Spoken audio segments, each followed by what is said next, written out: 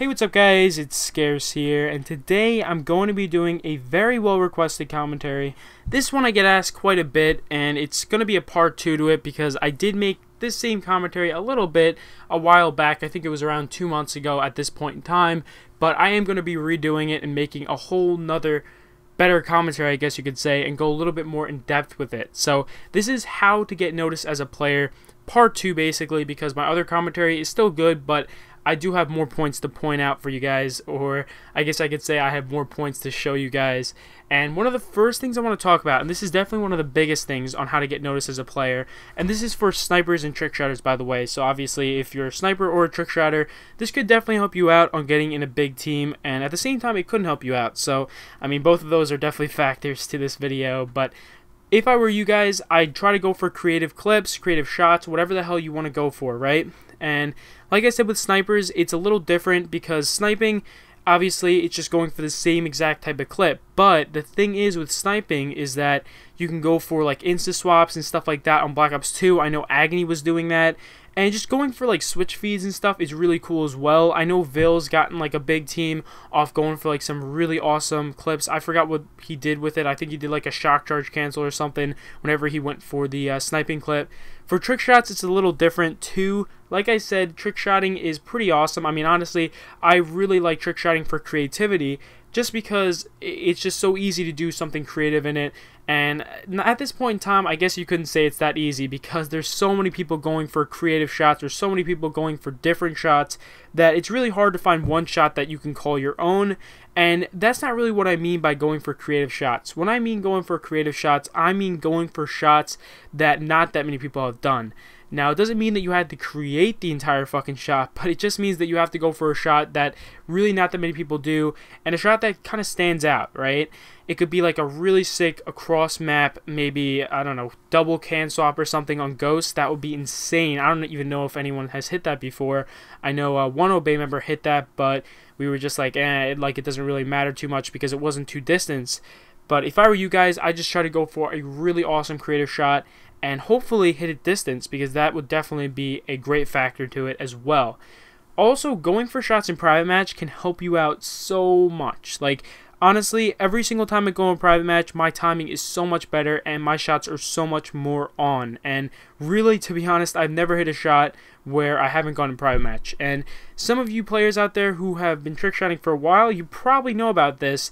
At the same time, you don't need to go in private match. Once you finish like warming up or whatever, it's definitely a lot easier, but you don't even need to go in private match once you get to the point of getting semi-good at trickshotting, right? When you're able to do basically everything. You're able to go for 1080s, like triple can swap 1080s. I don't know, I keep bringing up the can swap in this one, but I can't think of a different trick shot off the top of my head.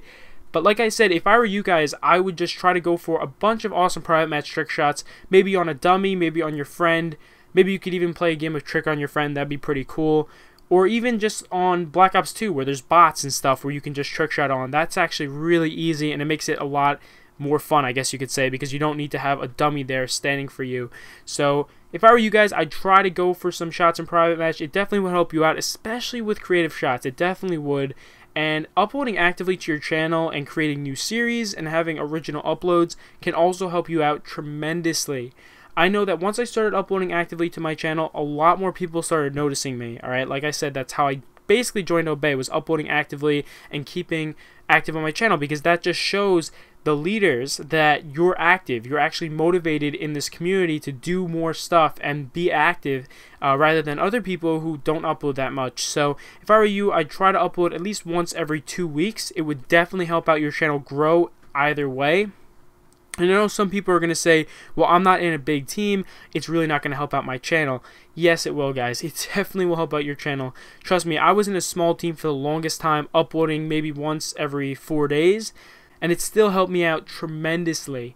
Now, it brought me the fan base that I had today. I mean, it really gave me that foundation. So, if you guys want a little foundation for your fan base until you join a big team, I would try to upload maybe once every 2 weeks. I mean, it really would help out your channel either way.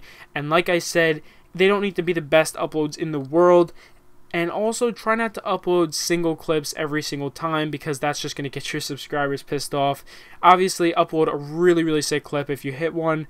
And also, if you want to upload clips, make sure you get the live reactions to them, because I see a lot of players who are missing out on awesome live reactions, and live reactions equal views, basically. A lot of people want to see live reactions. I mean, you guys see that with Jez videos and stuff. People like seeing a live reaction, and it's not like they like seeing maybe a live reaction with you screaming your ass off, but maybe if you're just like, holy fuck, I hit a clip, people are going to like that. People are going to be like, damn, like, he must have been really excited when he hit that clip. If you don't hear anything, like, say a clip had no game volume at all, it would just be so boring. Like, I wouldn't even want to watch that clip. So if I were you guys, I'd try to maybe get a live reaction. And this doesn't mean you have to be going for a live commentary all the time. That's like stupid, right? If I were you guys, I would try to maybe just turn on the microphone on your Elgato and then just go for clips. And this means that whenever you hit a clip, then you can actually get the live reaction right from the Elgato, because basically the speaker's on and you're talking into the mic while that happens, and it actually renders it with the gameplay, so you have your voice with the gameplay. It's pretty awesome. So yeah, like I said, if I were you guys, I would make sure I get a live reaction to my clips. And even if your reactions aren't the best, they definitely help out views-wise for your channel, and it helps grow your channel just a little bit. Obviously, if you're not in a big team, your channel's not going to grow that fast, and I mean, it's a sad reality of it, and I feel bad for that, but it's just how it goes. So I can't help you out with that. But like I said, if you guys start growing your channel, then that's where you're going to start getting subscribers and more of a foundation for your fan base. So annoying the leaders is something that is so fucking stupid. Like, if I were you, I would not annoy the leaders at all, because if you annoy the leaders, it really just makes them not want to recruit you. And I love getting clips sent to me. I love getting whatever sent to me. You know, if you guys like my videos and you send it on Twitter, I'm like, thank you so much, man. That's awesome. Like, I'm like, damn, thank you so much for sending me that tweet. And now, if you send me your clip like 20 times in one day, I'm not gonna like it, alright? I will literally like it maybe the first time you send it to me within that week, and I'll be like, damn, this is a great clip, man. But if you send it to me 20 times in one day, it's just not going to catch my attention anymore. I'm going to be like, wow, dude, like, why do you keep saying this to me? You're annoying me now. And that's one of the reasons why I just don't like it when people dick ride, basically. And there's also the other way around. If you're someone who thinks that you can go around talking as much shit as you want, and you can still get in, like, the biggest teams, you're really not thinking the right way. I mean, you can't talk shit to a leader that you want to join their team, right? So if I were you guys, if you want to join a team like Soar or something, just don't trash Soar if you want to join Soar, right? Don't trash, you know, Genesis if you want to join Genesis. That'd be stupid. Don't trash, I'm thinking about another team, maybe SB if you want to join SB. Same with Obey, really any team, right? If you want to trash them, then don't join their team, or don't try to join their team, right? So, like I said, make sure you guys are actually like pretty nice. And this doesn't mean that you have to be shit talking, or you don't have to be shit talking, because you can shit talk whenever the hell you want. I mean, that's something that I don't want to stop you from. But if you're nicer, or if you're genuinely nicer, it actually helps out quite a bit. I mean, it actually does help out your reputation. A lot more people like you from that. So besides that, I want to talk about hitting shots consistently, which is something pretty damn big. So a lot of people ask me every single day, Scarce, how do I hit shots consistently? Like, sometimes I'll hit a bunch of shots and then I'll go on a huge dry streak. And I will definitely tell you guys this right now. If you don't want to go on a dry streak, I would try to hit some shots in private match, because private match definitely helps out. Like I said earlier in the video, it can help you out with timing, whatever. And if you're not able to hit shots consistently, usually it ends up coming soon. Like, especially if you're snipers, it's a lot easier to be consistent with. And I'm not hating on snipers at all. Trust me, I'm not, because sniping is really hard to do in itself, because sniping standards are getting very high at this point in time. But, like I said, if you're a sniper, it's more skill-based, and it's just the sad reality of it. Sniping is more skill-based than trickshotting. Obviously, trickshotting has some skill involved in it, but it's not really all skill-based. There's that luck factor in there, and that's why a lot of people go on dry streaks sometimes. So, Sniping, you're probably going to end up hitting a lot more clips consistently, and that's because it's skill based. If you have the better skill level, you'll be able to hit more clips consistently. And really, for sniping, it's a little bit easier because really it just means that you have to go for more clips more often, because if you do that, then you'll get better at sniping, and eventually you'll be able to hit clips. And hitting a clip while sniping just really shows that you have the skill to hit that shot, or hit that clip, I guess you could say. For trickshotting, it's a little different. For trickshotting, when you hit a clip, it's really awesome, whatever, and there's a little luck involved in that, which is still like annoying as hell, but there's also timing, and there's also kind of like aiming your scope towards the guy, and people don't understand this, but that's definitely one of the biggest factors, is timing and like being able to aim towards the guy when you're shooting, because if you look at bigger players, Road to a Kill Cam or something, you'll see that a lot of their shots are usually right on the guy, and that's why they hit so many shots, is because they're so close every single time that one of those times they finally hit. And that's really one of the reasons why a lot of big players are in big teams, is because they're able to have their timing on, which is why Private Match helps out tremendously. Also, if I were you guys, I wouldn't try too hard to get in the team.